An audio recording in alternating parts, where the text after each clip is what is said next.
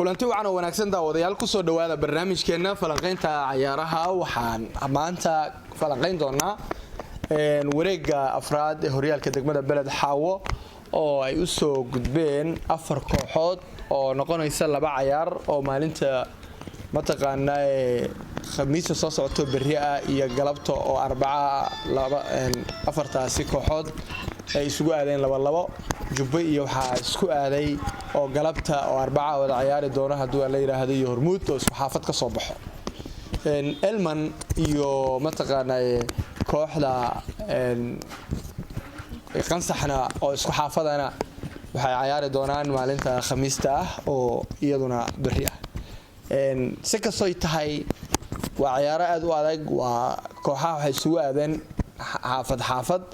laba isku xaafad ha isku aaday laba kale isku xaafadana isku aaday koox labada ciyaar kooxda ka soo baxdaan waxay fariisan doontaa finalka ugu dambeeyo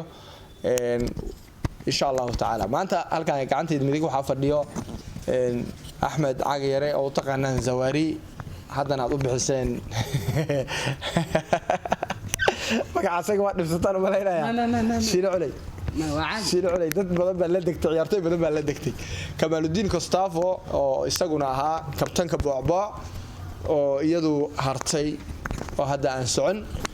waa laba nin oo si aad u garanayo ciyaarahan aad ula socdo ciyaarta galabta iyo ciyaartoyda iyo kooxahaas iyo kulamadooda iyo sida u wada ciyaari jireen iyo aqoonta u leeyihiin insha Allah yaan falanqayn doonaa ayagoo midba midka kale uusan taageereynin koox gaar ah waxaanu falanqayn doonaa labadaas kooxood iyo koox walba iyo awoodeeda inta jeer ay isku aadeen meelaha mataqaanaa aan la dhayalsan karin ugu horeyn waxaan ku soo dhaweynayaa Ahmed Cagayare Zawari ama Shiino Culay soo dhow bismillaahir rahmaanir rahiim yar waan kula kaftame cidna taageerin saysan kooxdaas ula harnay ku eeday maya waxaas ma jirto tiimaka hadda isugu soo haray roundkan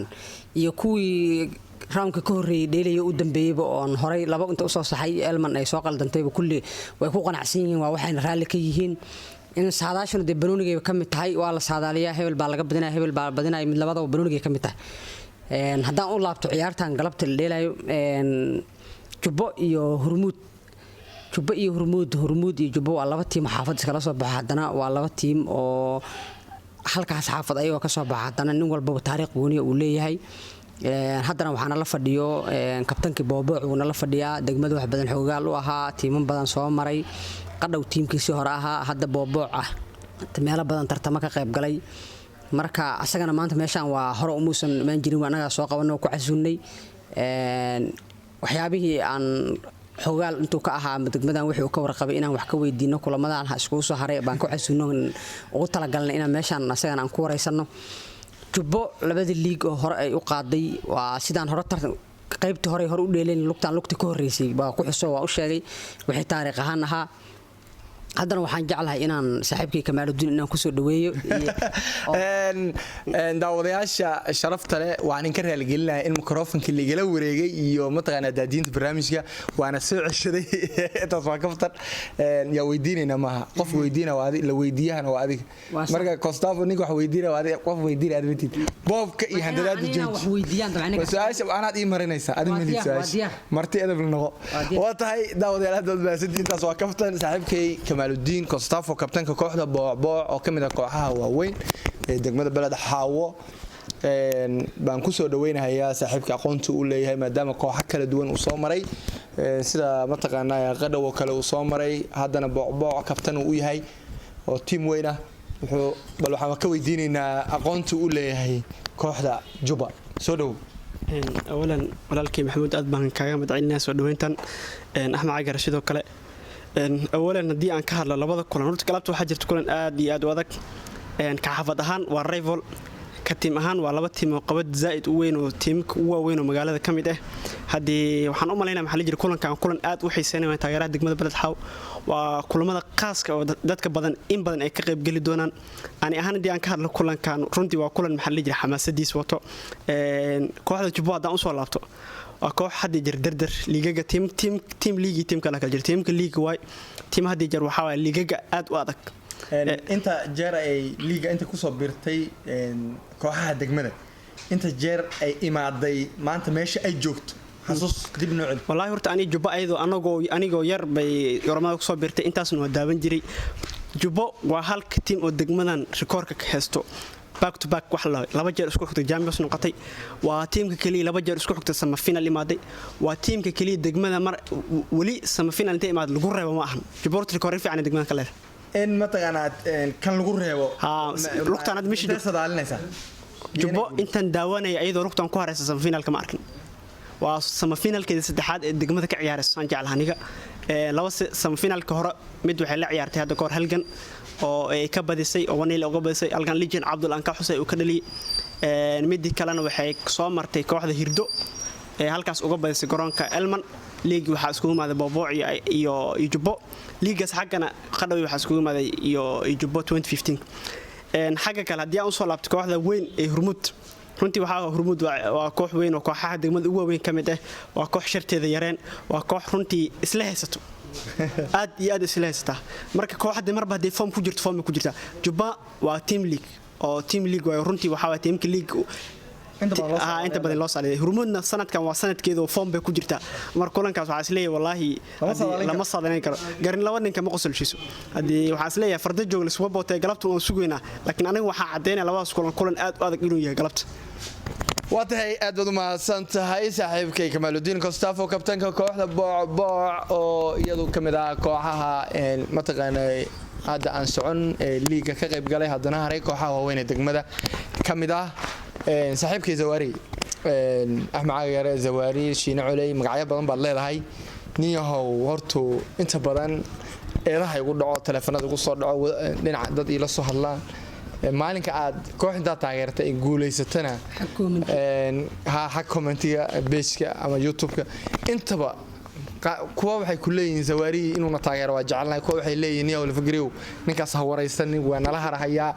dad ba isoo codsanay marka waxaan ku dhahaa ninkaas waxa weey waa falanqeeyaha khaaska ah marka hana sideeda laga tagi kara niman yow cid u taageeran hadii anaga kuma qasbayno hebel taageer ma marka hadii arintaas caqabad inta leeg bad kala kulanto horta dib u yar noqon intaanan labada kooxood aan mataqaana su'aalka weydiin ما waa tahay waa dadka qaar way jiraan kuwa adoo taagan meesha aan taaganahay garoonka dhamaadkiisa kuwa dhahay waad arkaysay waa sax wax boonay kamid tahay laakiin waxaas waa fikriyan dad yar waaye laakiin dadka cilmo saaxiibada annaha dadka waaweyn badana waxay dhahaan baniyow marka ka hadlaysay teamkanaga dib ugu laab xitaa taariikhiisa hore iyo inkastoo wareysiga aan lagu soo koobi karin team walba oo wixii wax in la iska soo gaabiyo loo baahan yahay inta soo wactamayso dhahaysa ka badan kuwa comment ku soo qoraxtaa waa arkayniyow inay qaarkood cararaan baa laga yaabaa iyo niyow maxaa sheegaysaa iyo wax noocaas aniguna ka waxaas waa dhiirigelin ay tahay kama daalabo labadan ciyaarna haddan waa maxaan u malaa inaan hore u sii sheegay u soo sheegay badan oo position u sheegto iska soo adkeeyeen way jiraan waa waxa kamid ah soo sheegay 2 iyo 3 maahan ninka hadda aad kabtanka hadda aad arkayso galabta dheelay bari galab dheelay aan ka wadaa oo dubkayo kale qansax kabtan Real Star waad aragtay cali salaad oo kale dhiirigelin baa ka qaad uu yiraahday galabta garoonkaas oo u jeedo waxaan ka soo bineynay hadalkaas waa hadal aan dhiirigelin ka sii qaadayno leey ku qaarna waxay ku leeyihiin baniyo adaana reebay marka ayaga u talaa taas dhib ma lahan nin walba fikirkiisu leeyahay badna la jiray dad kula kafto inta ku eedaysay inta ku amaleysay badna inta harta badan sababta inta hartay inta socoto inta nin walba markuu haro wuxuu ku leeyahay adaa isoo taageeray ku waxa arkayna hadda aan watay trip hore aan dhahay badan hadana waa laga badan lugta kale aan dhahay awoodi aan qiimeeyay hadana ku dhahay adaa saan soo adaa reeb Hormuud kale waa si saadaalisay maalinka halkan ku falanqeynay koox ma taageereen habeenkii waxa soo galeysay Hormuud bari guusha qaadanaysa Hormuud guusha waa badis ku hamaleeyay kuwa kamid ah waxay waayeen saxib ma noo soo dooratay Hormuud laftirkeeda markay guuleysteen hadda comment maanta ii qoraan waxay leeyihiin saaxib waa maasanta guul baan rajeenaynaa igu hayaan maanta u qorto markii ma Hormuud inay badinaysaan qiimeey aniga magalabta ciyaarta in Hormuud inay badinaysa xaaladda yaa qiimeeyso adoo taageero ma iga aniga labada ciyaar isku fiiriyay tartanka sidoo u socday nin walba ciyaartooydu haysto